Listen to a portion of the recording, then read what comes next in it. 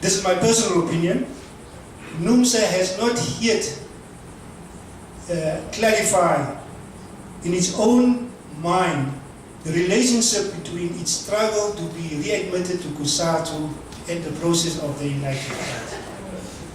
That is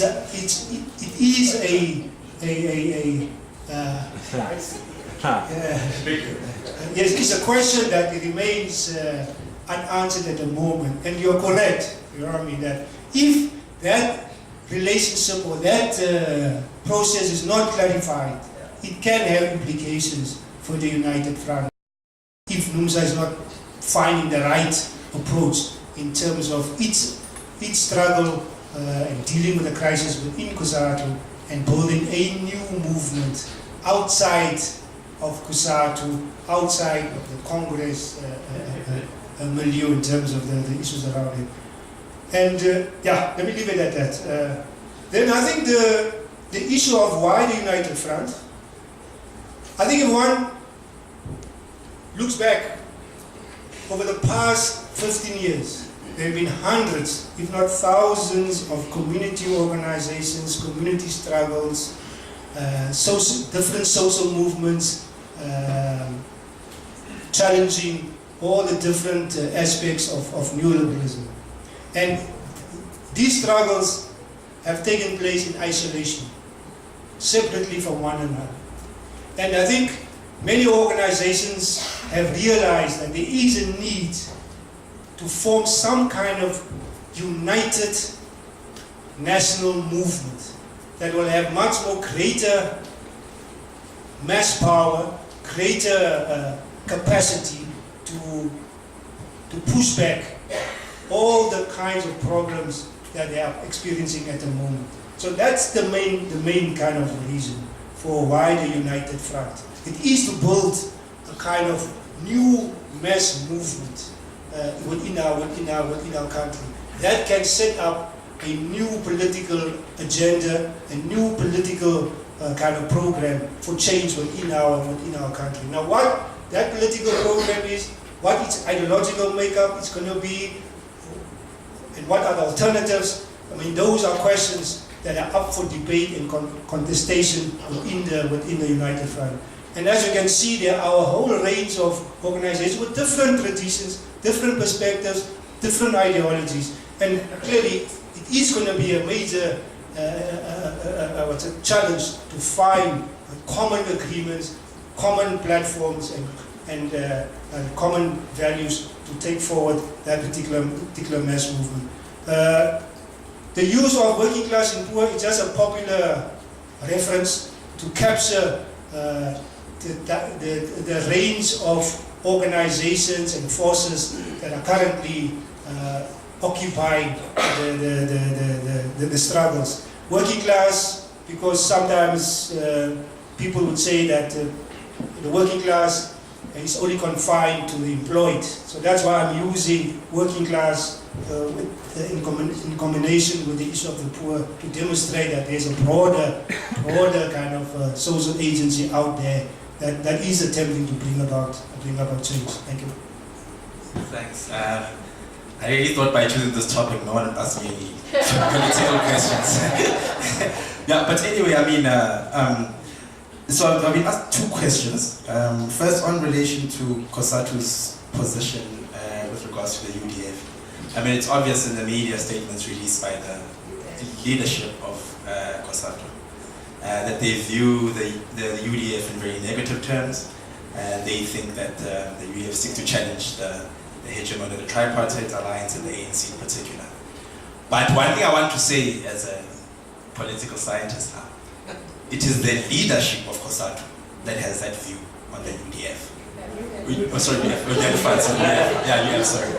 have not heard what the workers of COSATU say. I think on the question of NUMSA, again, I think I can't give you an answer because the truth is COSATU is divided on the question of NUMSA. And the reality again, workers must decide. The workers must decide. I don't want to go into too much details.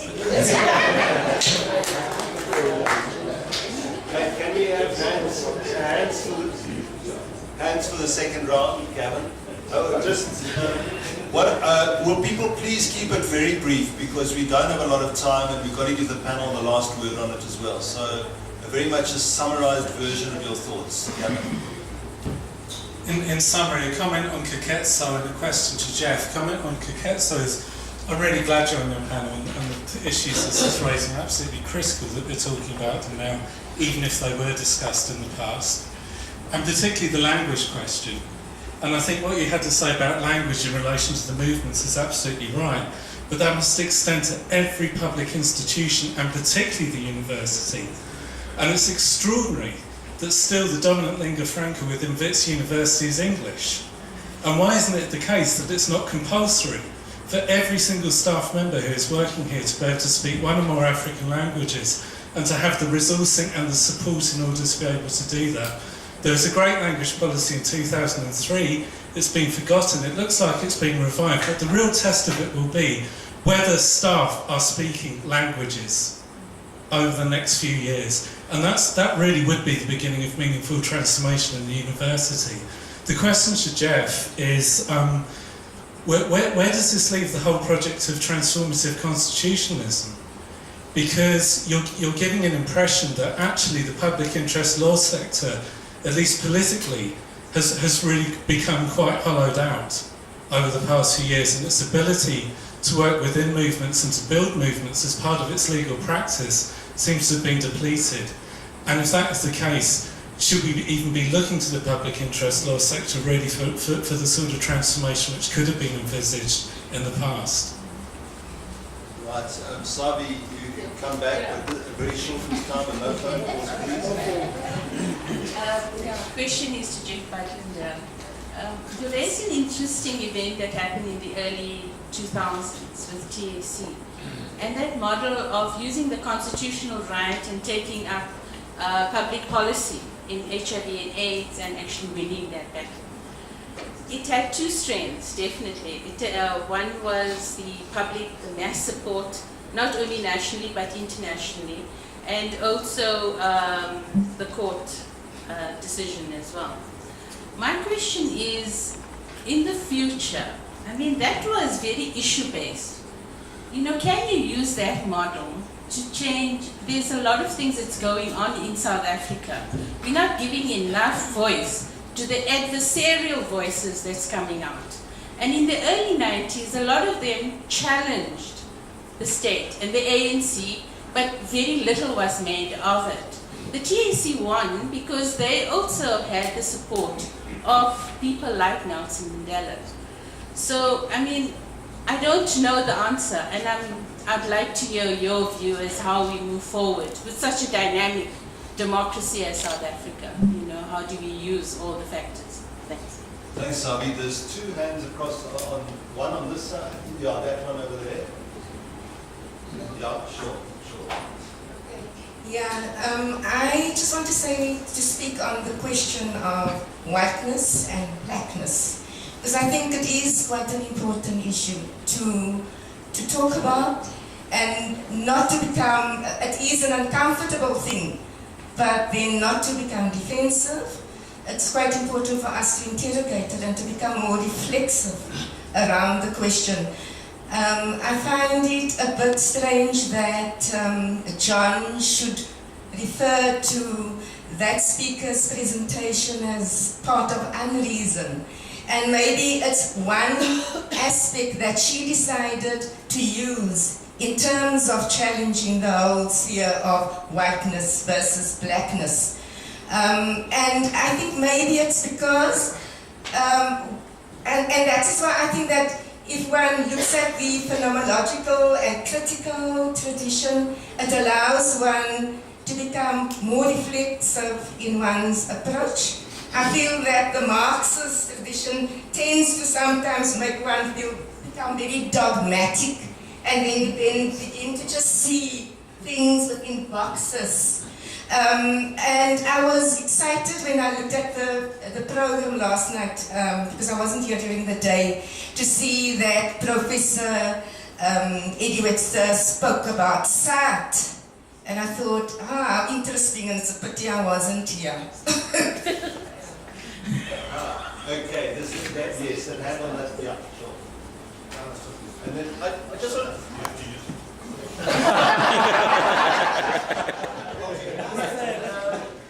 My name is Manuel from Tizila.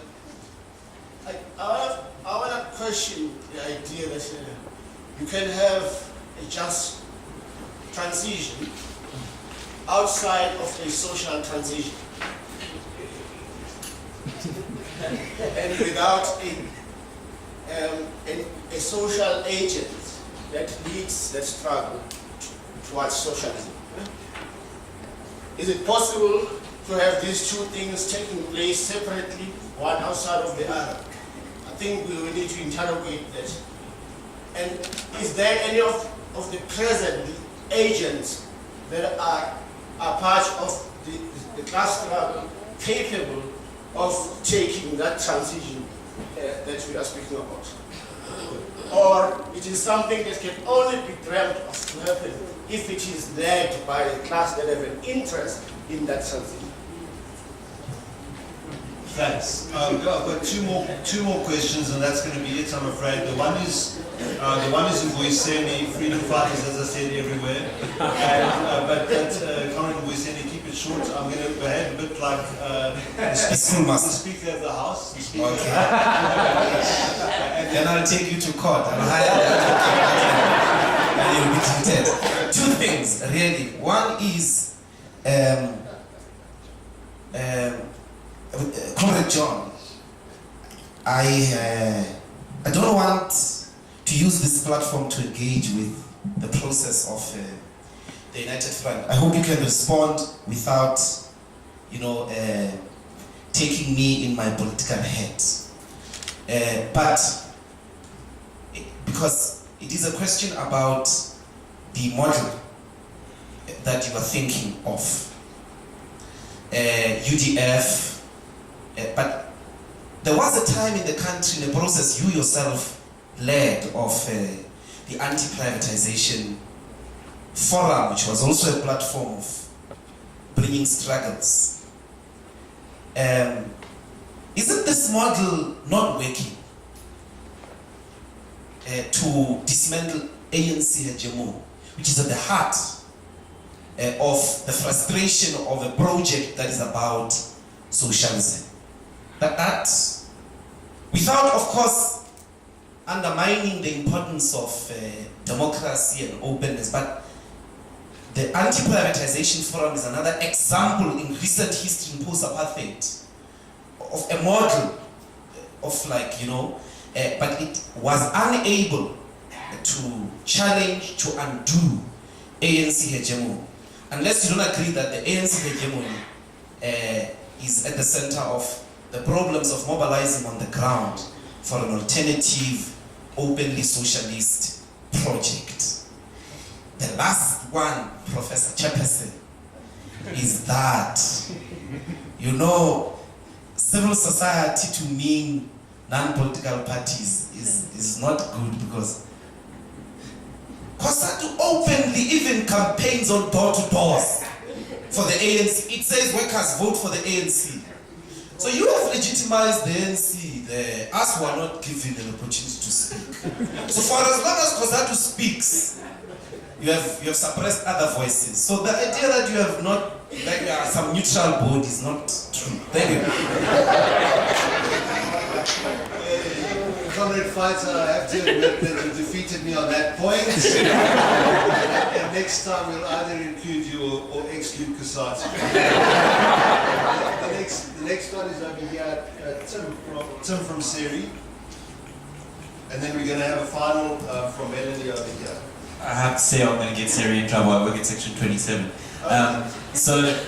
First for Koketso, I'm interested in your opinion on the role that the professionalization of activism specifically, and I'm not talking about NGOs now because I think your colleague to your right is completely wrong. I mean, if you think that the labor movements are not as co-opted as the NGOs or the social movements are not as, because I understood you to be saying that this is a problem that runs throughout with race. But I'm asking about the professionalization of activism and how that contributes to this problem. Then for Jeff, so I understand that, and what we've learned post-apartheid, in law at least, is that law and politics are not completely separated. Yet there is this tendency to separate them, and I think to a certain extent, your comments get somewhere there. And what I'm wondering is, because my experience working at a public interest law organization, that law is politics and politics is law in these environments. And I wonder whether or not the fact that politics is ending up in court is fine and good, because of the fact that right now this is just where our politics is, and law is one of the many aspects of that. And the last comment that I would have is, I'm not sure about the EFF being presented, and we've had that debate already, but I would really have liked to see a student on this panel. We're the most radical political movements in this country right now, in civil society, are students. And I wonder why there's no students being able to voice their disagreement with this university in particular. Yeah. Well, it's clearly because we're professors and we want to defend the hierarchy of the university. But what I do want to say is to the students is that we've got plans for you. So watch this space. And if you haven't realized it already, SWAP is on Twitter, which is itself a revolutionary act, and you can find it out there where the next flash mob is going to be. So, Melanie. Yeah, this is a question for John. And you know, I think one of the exciting things about the United Front is, as you've expressed, this commitment to finding new ways of doing politics, non-hierarchical forms, new ways of organizing and being and working collaboratively. And at the same time, you know, you noted in your talk a number of times the challenges in finding consensus amongst organizations that are comprising the United Front that come from different political traditions, have different ways of organizing, have different priorities, different campaigns, different struggles, and how do we find unity? How do we find that cause that will unite everyone, right, to create a more mass mobilization? And sitting beside Alberto, you know, I was really thinking through what he was saying in terms of how the left was taken by surprise by the mass mobilizations that happened, right? And I'm just wondering to what extent it's limiting the United Front to focus on finding agreement between the groups that are there, because each group has its own interests. And how can we move beyond that to really identifying and tapping into those issues which will most galvanize the mass of the country? Because I'm just wondering, if we continue to focus on finding agreement between organizations with different traditions, how long will that take? And will it ever actually get to the issues that will most resonate with the majority of the population that we want to be mobilizing? I don't know the answer, it's just a question. Right, over to the panel now, so something like 3 minutes each, so short and sweet. Transformative constitutionalism, for those who are not used to that phrase, it articulates the idea of using the constitution to re-envisage accepted notions of the law which have come down over the years through the common law, through decisions made by the courts 100 years ago and decisions made in Rome, and decisions in the Roman Dutch law, how to reconceptualize it in a new and changed society. I think two things have to happen. I think firstly it's a very big intellectual effort, and it's a very difficult effort for the lawyers trained in the old school. I think what brings it to life is what happens on the ground, because the need to reconceptualize becomes clear, vivid and obvious when you look at how the law impacts on the ground. And so our changed notions of ownership, property, customary law, received notions of customary law, all are now starting to be re-examined, not in the light of theoretical construct, but in the light informed by what goes on the ground. That's when it works well. And it's another reason why the lawyers need to be engaged rather than disengaged. That really brings me to the second point, to Savi's point. Yes, the courts do create space for people to speak, and courts give people voice. What I'm pleading for is that the lawyers should be more astute, and the social movements and the civil society should be more astute to ensuring that the voice that is heard is the voice of the clients, not the voice of the lawyers. That's really the difficulty, that we need to get the voice of clients into the courts. Thirdly, the separation of law and politics. Well, yes, it is where our politics is today, and what I'm saying is that's really intolerable. It's intolerable that our politics gets taken over by legal argument, and we You've got to put the politics back where it belongs. The law has a supportive role to play. The law is political. I'm not arguing for some neutral concept of law. The law is political, but the lawyers and the courts shouldn't be driving the political process. And recourse to court is sometimes a sign of a failed political process.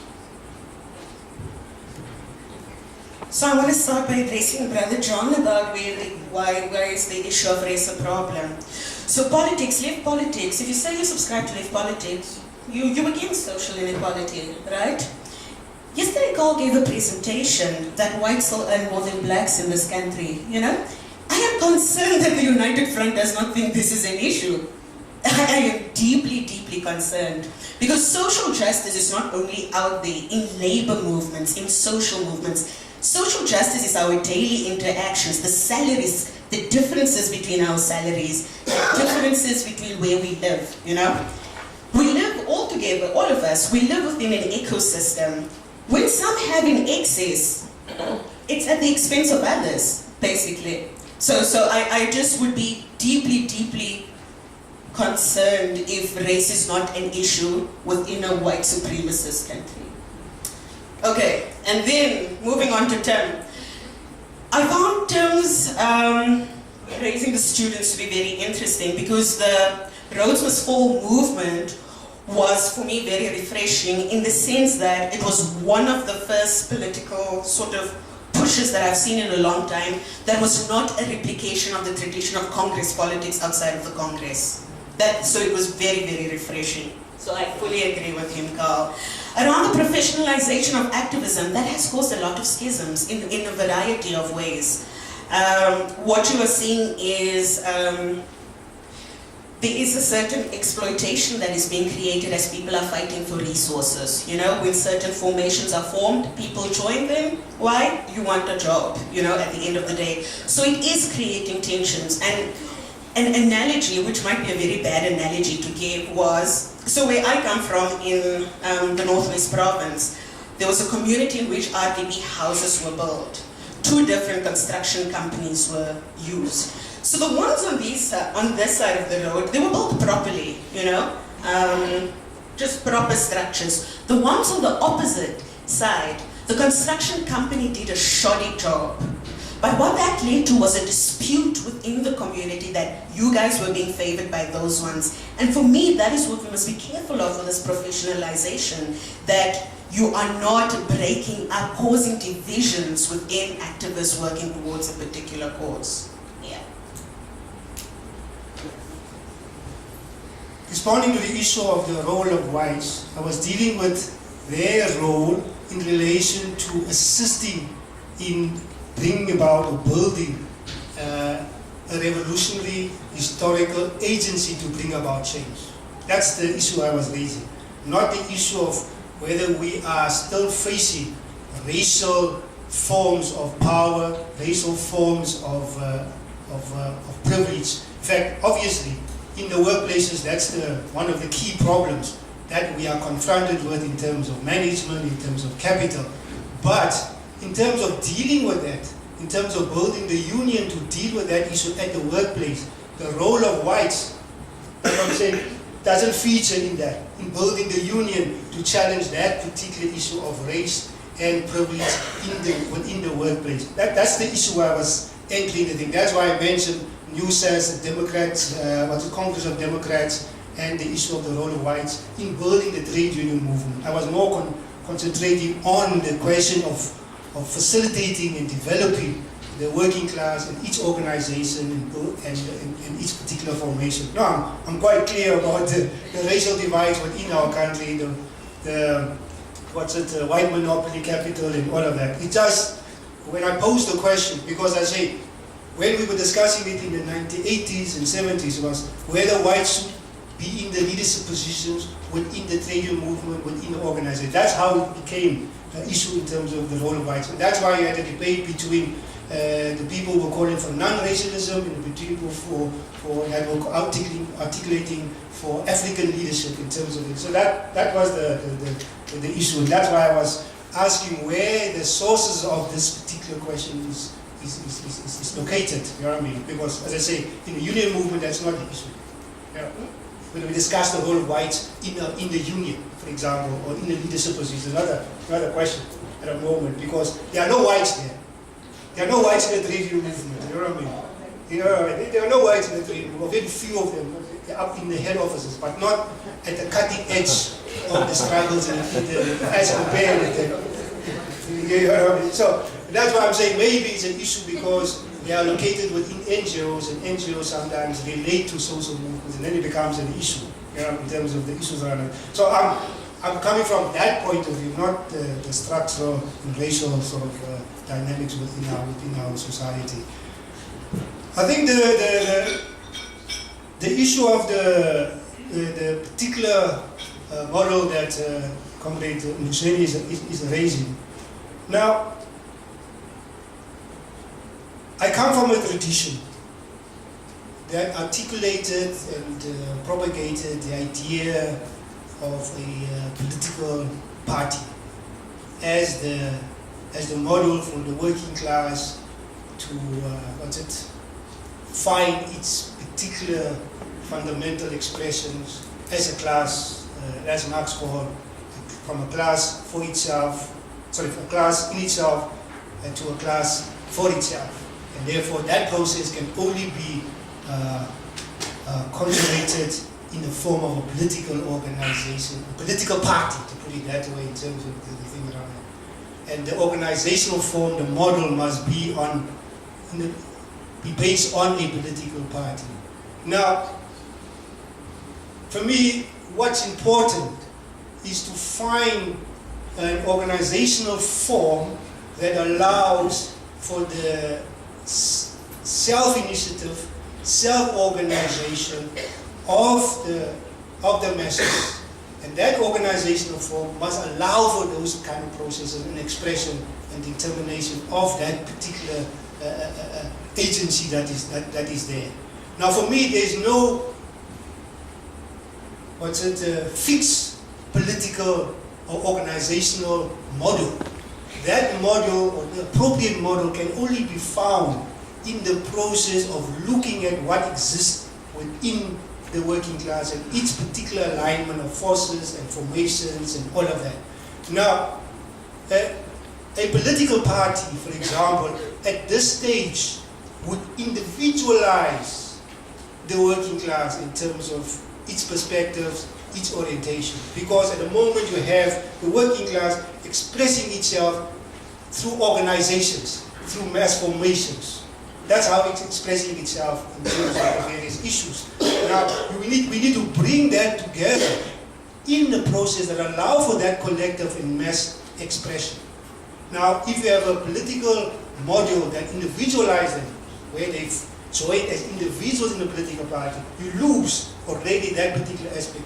Carl, if you remember, in the early 1990s with the unbanning of the ANC, there was a massive debate of what form, what organizational model the ANC must take on. And there was a debate whether it should be a political party in terms of individuals or branches, or it should consist of all the mass formation that existed at that particular time, which was the UDF, the student movement, the youth organization. All of that must form the ANC, must become the ANC. And for me, I supported that particular view because of those mass organizations were revolutionary in their perspectives, they were radical, and if you individualize the working class, you will lose all of those particular perspectives. So for me, it's trying to find that organizational form or model that can give expression, and I think it's a process of struggle and experiment and see what happens out of